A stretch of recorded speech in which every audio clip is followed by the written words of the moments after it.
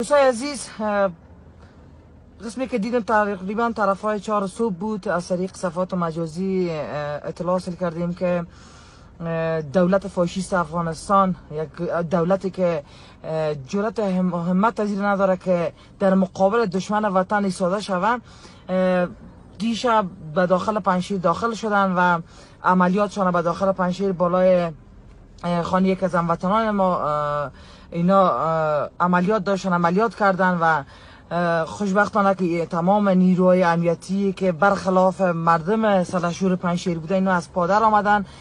خب زیاد نمیخوایم پرحرفی کنم، فقط دو کلمه را میخوایم اشاره بتونم که پنجشیر ولایت های دیگه نیست، پنجشیر کابل نیست، پنجشیر جای نیست که هر شغال داخل شوه، هر بی‌حیثیت داخل شوه، بیا مردم از اونجا را یا خود پنجشیر بخواه ناامن بسازن. فکر میکنم که کسایی که این کار کردن و کسایی که در صدد ناامنی سمت شمال هستن، بخصوص با ناامنی پنجشیر، پروان و کاپیسا فکر میکنن، این فکر کنم که باید شبها و روزا روش کار کنن و بعد از او بیان عملیات کنن به داخل پنجشیر و ولایت‌های سمت شمال. چیزی که بسیار برای من جالب هستن، جالبیتش این است که به داخل پنجشیر داخل شدن. پنجشیری که نه تنها متعلق به نه تنها متعلق به مردم پنجشیر است، بلکه تعلق یا متعلق به تمام مردم افغانستان است. اونجا سرزمین است، اونجا ولایت است که قهرمان ملی افغانستان زاده شده و او ولایت است که یگانه ولایتی که در سطح افغانستان در دوران جهاد و مقاومت، در دوران همین جهادی که صورت گرفت، اگر بگیم همین جهادی را که کردن همین خود حکومت بود، علیه مردمی کار کرده بود، خب از دوش ما مگذاریم. جایی بود که تمام مردم افغانستان به اونجا پناه بردن. آمدیم داخل ولایت پنجشیر شدین، ولایت پنجشیر هم خیال کابل کردین. شرم براتون از حکومتی که جرأت از این نداره در خود پایتختش طالب بیرق خود بالا میکنن، واقعا شرم است. تا به جایی که همه تجهیزاتی را که میرین بالای مردم عام، بالای کسی که نه گناه کرده، نه خیانت کرده، بالای کسی که نه اصلا بندازی سر سوزن ضررشان برای زی حکومت فاشیست نرسیده، شما میرین داخل عملیات بشین. کجا رفت دارین شما؟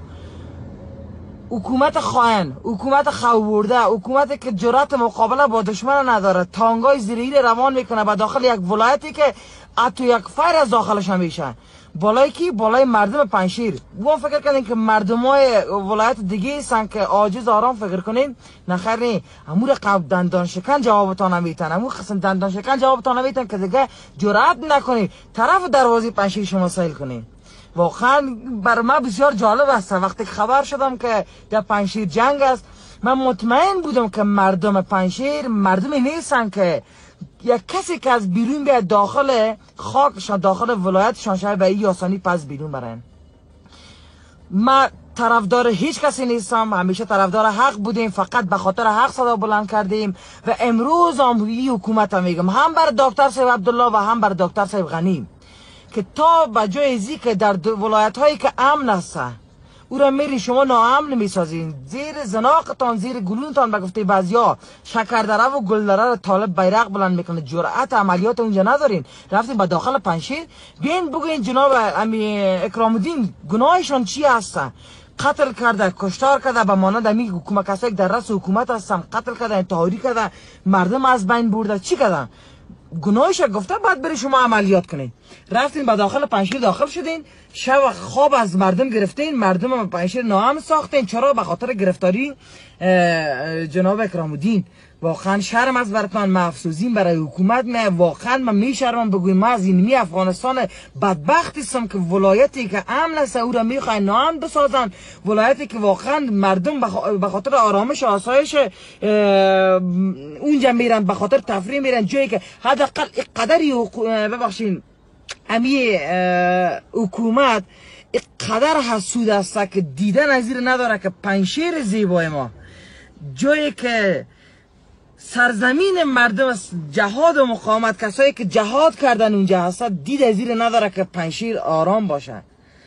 دیروز شاهد گرفتاری پیکان صاحب بودیم و امروز هم شاهد از این هستیم که داخل نیروهای امنیتی داخل پنجشیر میشه، داخل یک ولایتی که واقعا تاپترین و نخبتترین ولایت در سطح ولایت افغانستان است داخل میشن و به خاطر گرفتاری یک فردی که نه گناه کرده و نه جرم داره داخل میشه، خواب مردم از شما میگیره، تمام پنجشیر ناامن میسازه. چرا شما حکومت قدر خائن هستین؟ چرا قدر شما فاشیست هستین؟ چرا قدر بدبخت هستین که تحمل دیدن آرامی یک ولایت شما ندارین؟ آمدین بالای پنجشیر، وقتی که داخل پنجشیر شما حمله میکنین، وقتی داخل پنجشیر شما قدر راه اندازی میکنین، با تجهیزات میرین، این تنها به خود مردم پنجشیر عیب نیست، به تمام کسایی که در سمت شمال هستن عیب هست. من حیث یک کاپیسایی که از ولایت کاپیسا هستم و پنجشیر جایی است که همیشه رفت آمد میکنیم، فامیل ما در اونجا هستم. پنجشیر ولایت ما هست، خانه دوم ما ولایت پنجشیر هستم. اگر کسی بخواد بار دیگه به داخل ولایت پنجشیر داخل شوه و ناامنی را ایجاد کنه و باعث سراسیمگی در بین مردم شوه، ایران مطمئن باشن که تمام مردم پروان کاپیسا همگی در مقابلشان خواهد ایستاده شد، چی دولت باشه چی نیروهای غیر دولتی. بیاین حداقل یکم به فکر آرامش مردم باشیم، حداقل به این بیاندیشیم که یک ولایت ما آرام است، حداقل باقی که ناامن است همه گیره در جنجال شما انداختین. شما حکومت حداقل همین شمایی که در رس هستین، نمیخوایم به کس توهین کنم، اما حق ندارین آسایش آرامش مردم شما برهم بزنین. رفتین داخل ولایت پنجشیر شدین، بین همین تجهیزاتی که اونجا روان کنین به گلدره، به شکردره که به طالب بیرق خود بلند میکنه. ولی خیانت بزرگتان همی بود که 600 زندانی رو آزاد ساخته رفتی. بعد از اینکه آزاد شدن عملات انتحاریشان هر روز بالاتر رفته روان است، هر روز عملات انتحاریشان به اوج رسیده که فکر کنید که حتی راکتاش به خود ریاست جمهوری میخوره. باز امروز آمدین در داخل پنجشیر داخل شدین و پنجشیر مرا باور به خدا کنین که مرا خنده به این میگیره که داخل پنجشیر شدن. ببینین از نام پنجشیر هویداست که همیشان شیر هستن و هیچ کسی را حتی باور کنین وقتی که به تفریح مردم میره که تا تذکیریش نبینن داخل نمیشن، بعد کسایی که شغالی که بیا اینجا دعوای حکومت کنه داخل پنجشیر فکر میکنه ناممکن از داخل شدن به اونجا و تصرف کردن ولایت پنجشیر و نام ساختنش و در بین مردم امی وسوسه هایی را که میخواین ایجاد کنن ناممکن هستن. چون داریم در انوزم در پنجشیر درست است که بزرگایی که در پنجشیر بودن همیشان مردم ما را فروختن، بزرگایی که در سمت شمال بودن همیشان مردم ما را فروختن، حتی در جای رفتن که اصلا لیاقتشان نداشتن اما در روی مردم سمت شمال نپا گذاشتن، رفتن به جایی پیوستن که اصلا تصور نمیکردیم که سالها اینا جهاد کنن، مقاومت کنن و بعد بیان به جایی برن که بیابروگیشان هستن، بینیشان بریده میشه. خوشبختانه بینیاشون هم بریده شد، رفتن به اون طرف. اما اگر بزرگای ما را فروختن، هنوز داریم کسایی که با خون دل جان میخواین از ولایتشان از سمت شمال دفاع کنن و آماده هر نوع دفاع در مقابل هر نوع فاشیستی که بخواد که سمت شمال ناامن بسازه در مقابلش ایستاده میشن.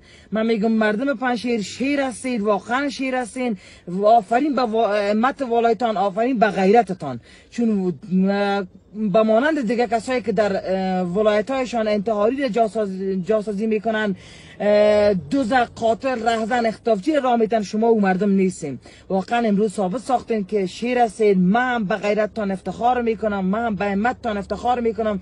تاج سر ما هستین. نه تنها ولایت پنجشیر بلکه هر ولایتی که امن است، حکومت بخواد ناامن بسازه، در بین مردم ناامنی را ایجاد کنه، ما در مقابل حکومت ایستاده میشیم و از حق و حقوق فرد افغانستان دفاع میکنیم. بیاین حداقل حکومت فاشیست افغانستان، حکومتی که در صدد از این است که مردم یک شب خواب آرام نداشته باشه، اگر یک روز آرام بودن به روز بعدیش یک دسته درست میکنین که حداقل مردم ناآرام بسازین. بیاین حداقل به فکر از این باشیم که افغانستان آباد بسازیم، نه تنها ولایت پنجشیر کاپیسا پروانه بلکه در کل تمام ولایت افغانستان باید امن باشه. همین باشه. حداقل مردم در طول چندین سال جنگ وقتی که شما را انتخابتان کردن آمدین در رأس قدرت، به این معنا نیست که بین به چیزای خورد ریزه ای را که یک دختر خانم آمد اگر خودش همت می داشت، غیرت می داشت، در طول چندین سال که جناب اکرام‌الدین اگر در حقش کار کرده بود خدای ناخواسته، چرا خاموشی اختیار کرد؟ اگر خودش بد نمی بود، اگر خودم دختر خانم بد نمی بود، هیچ وقت خاموشی اختیار نمیکرد، از اول میگفت. بیاین با دسیسه های بی معنا و بی مفهومتان یک ولایت ناامن نسازین.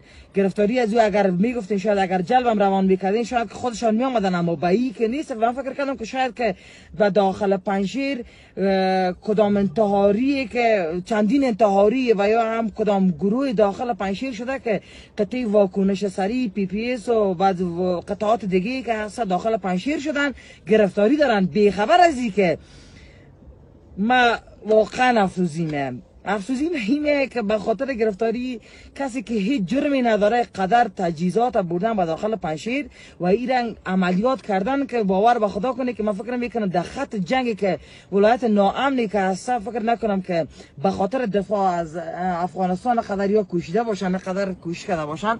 اما بدبختانه که دیشب تمام تجهیزاتشان، تمام وسایل جنگیشان به خاطر گرفتاری جناب اکرام صاحب به خرج دادن. او هم بیهوده در جای رفتن میگه در خانه زنبور زدن تاوان داره. اما تو یک چیز از فکر میکنم جای رفتن که هم تاوان خودشان شد و هم مردم علیه حکومت اینا دیگه عقده‌دار ساختن، یعنی در مقابل حکومت اینا هم دیگه کین بدل گرفتن. بیاین حداقل به جای ازی که مردم در مقابل حکومت بخیزانین، مردم در مقابل حکومت کین دلشان بندازین، حداقل کاری کنین که مردمی که واقعا از حکومت افغانستان، از این حکومت فعلی که کینه بدل دارن، امی کینهشون از بین بره. چرا بار بار کاری میکنین که مردم افغانستان خشمگین بسازین؟ اگر هدفتان جنگ است، اگر هدفتان ناامنی افغانستان است، بسم الله شروع کنین. بیاین حداقل کاری کنین، یک بمب اتمی بزنین در سطح افغانستان که تمام مردم افغانستان از بین برن. هر روز شاهد کشتار مردم افغانستان هستیم، هر روز شاهد بدبختی مردم افغانستان هستیم، هر روز شاهد ازی هستیم که به بانه‌های بیهوده و فرسودهشان داخل اقدام میشن و میرن به داخل یک ولایت و یا در سطح کابل هر جایی که باشه. دیروز جناب پیکان نگرفتن. من نمیفهم چی رقم حکومت است. اگر حکومت ما حکومت سیمی بود، وقتی که حکم گرفتاری یک نفر میتن در قدم نخست باید در قدم اول باید اینا گرفتار شوند، نه که بانن که بیاین با داخل یک ولایت 10 11 به شب داخل شوند تا صبح اینا بخوان که در مقابل مردمی که در خود ولایت زندگی میکنن، در مقابل از اونها سلاح نشانه کردن و در مقابل از اونها ایستاده هستن. ببین به خود حداقل امی شجاعیت و همت بزرگی را که شما دارین، امی فکر اندیشه را که نسبت به کسایی دارین که افغانستان ناامن میسازه، برین در خط جنگ. جناب وزیر صاحب داخله، جناب وزیر صاحب دفاع، جناب رئیس صاحب امنیت، واقعا شرم از براتان که شما عملیات میکنید به داخل سطح پنجشیر، به ولایتی که همجوار خودتان هست، از ولایتی که خودتان از سمتش هستین، به اونجا رفتین داخل شدین و به خاطر ناامنی مردم میکشین که مردم ناامن شوه، میکشین که مردم همه اینا کسایی هستن که به خاطر ناامنی کوشش میکنن که مردم افغانستان اینا نارام بسازن و عقده‌هایی که نسبت به حکومت افغانستان دارن اینا دیگه مقدهشون از زیادتر بسازن. بخیر سلامت باشین. به امید ازی که حکومت فاشیست افغانستان بار دومی کار خود تکرار نکنه و از خشم مردم اینا سوء استفاده جویی نکنن، مردم در مقابلشان نخیزانن. بخیر سلامت باشین دوستان عزیز.